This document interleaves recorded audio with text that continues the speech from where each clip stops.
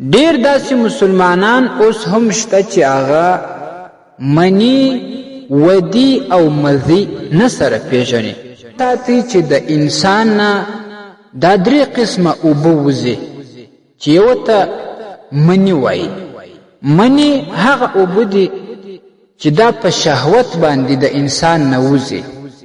د دې د وتلو په وخت کې انسان یو قسم خوند حس کوي او دا اوبه په ټوپ باندې یعنی پر غورځېدلو باندې راوځي او د دې پر راوتلو سره د انسان مخصوص اندام سوس سي یعنی انتشار ختم سي.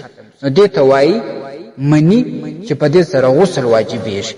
او مذی بیا دې ته وایي چې دا په وخت کې د شهوت راوځي خو لیکن د دې پر راوتلو کې خوند او شهوت نه وي.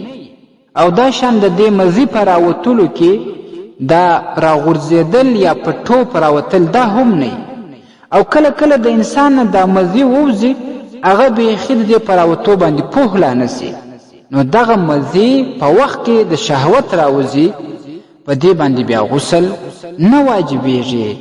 خو که په دې باندې جامه یا هم بدن ولړل سي نو هغه ځای نجس وي، هغه باید پاک سي. او دریم قسم اوبه ودی بلل کیږي چې دا بیا د بولو یا متیازو کولو د مخه یا هم وروسته څاڅکي یا دوه څاڅکي د انسان نه ووځي چې په دې باندې هم غسل نه لازمیږي. بس هم دغه فرق فقهای کرامو د منی، مذی او ودی ذکر کړی. البحر الرقیق کې دا راځي په اول جلد کې او دا شان په بدایع الصنایع اول جلد و 13 صفحه کې او په الجوهرة النیره په اول جلد 14 صفحه